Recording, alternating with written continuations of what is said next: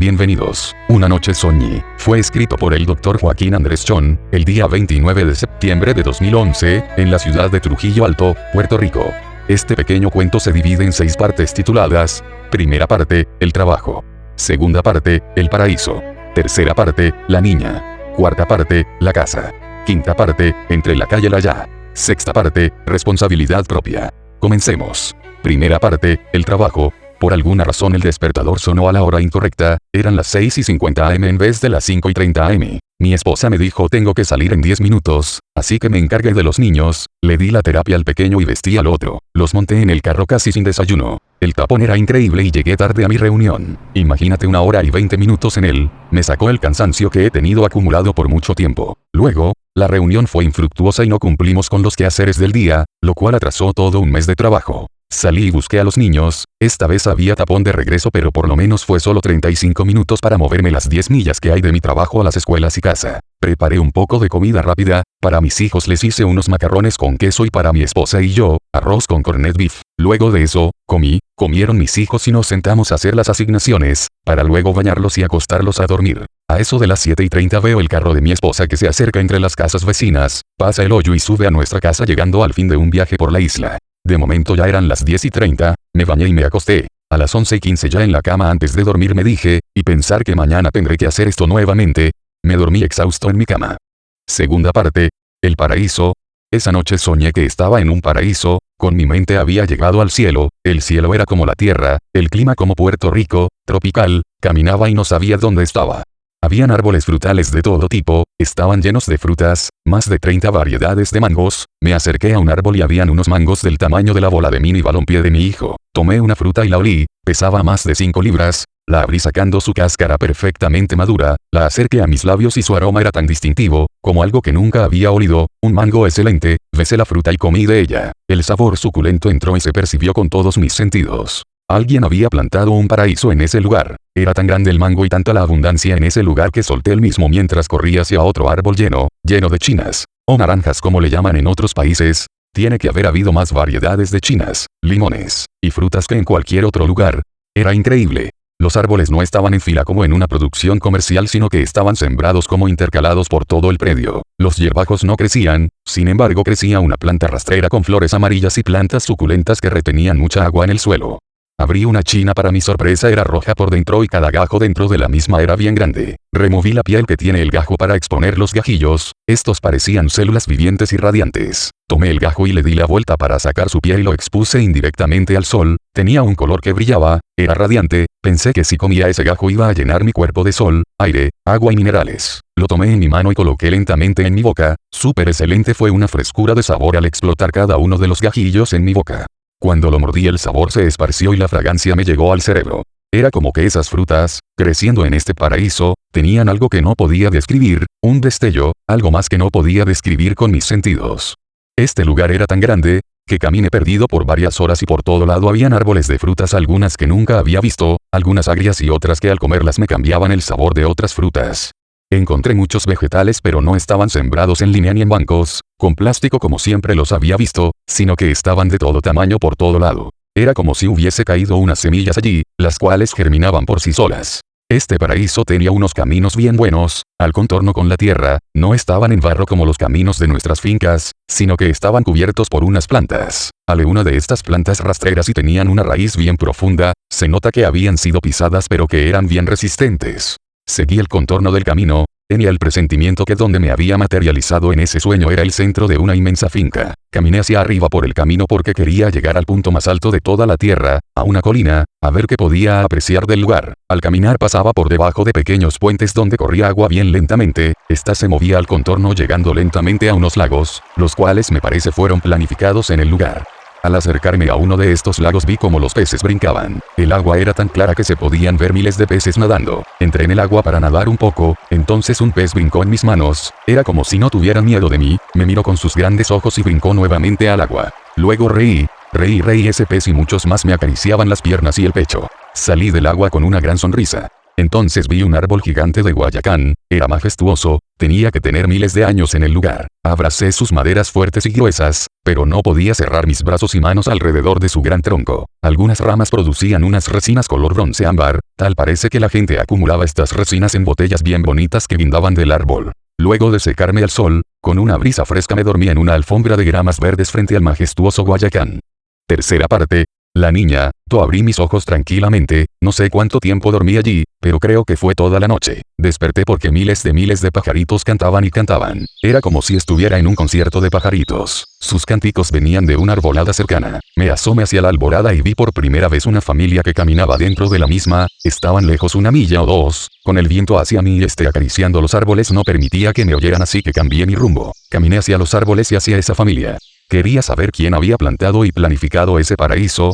Además quería saber dónde estaba. Luego de caminar como media hora me acerqué al camino por donde había pasado la familia. Al llegar había una pequeña colina, subí y tuve que sentarme en una piedra a admirar el paisaje. Había una serie de casas, tal vez unas 26, lo que pude ver, pero como tenían mucho espacio entre ellas 2 o 3 cuerdas, lo que equivale al menos a 1 hectárea, como que no pude contarlas todas. Estas casas se veían con paredes bien anchas y techos verdes, habían huertos de vegetales bien coloridos, había como un edificio principal y se oía música de cuerdas exquisita que llegaba hasta donde estaba.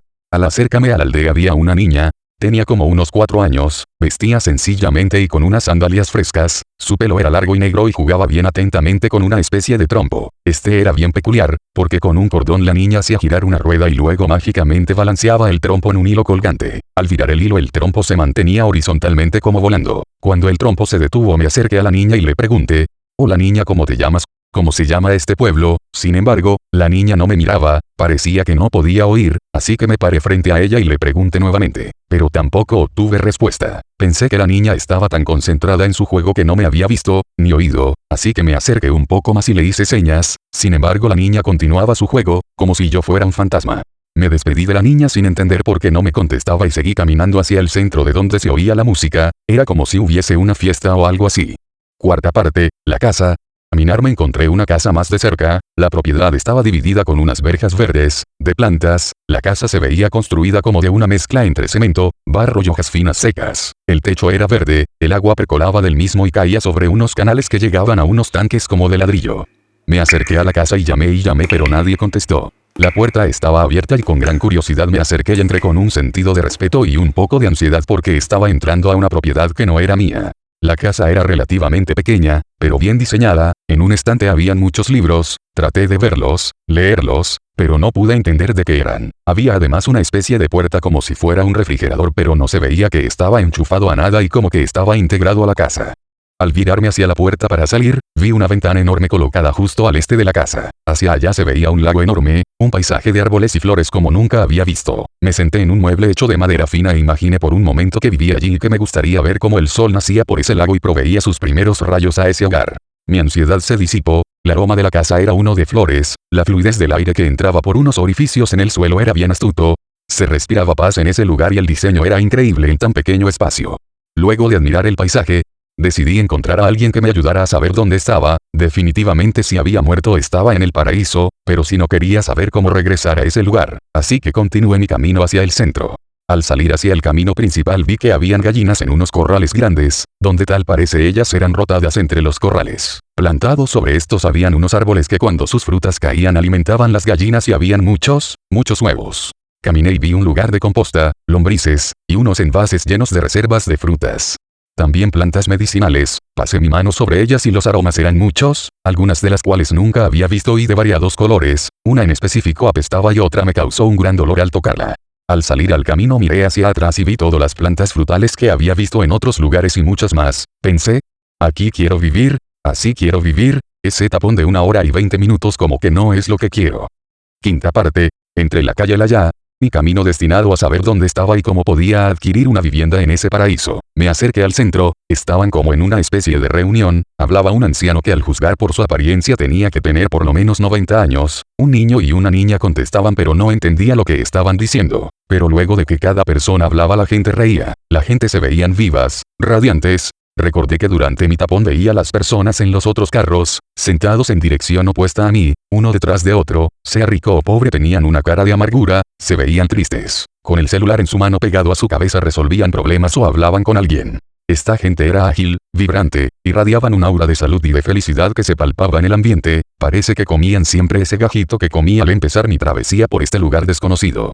Me acerqué a una señora y le pregunto buenas tardes, ¿me podría decir dónde está? Sin poder terminar mi pregunta la mujer se movió hacia atrás y se sentó en un banco. Al igual que la niña no me podía ver, era yo un fantasma el cual nadie podía ver. Me paré frente a la tarima, grité, llamé a todos pero era como si no estuviera allí, como si todos colectivamente me estuvieran ignorando. No sabía qué hacer, perdido en un paraíso, allí pero no estando allí.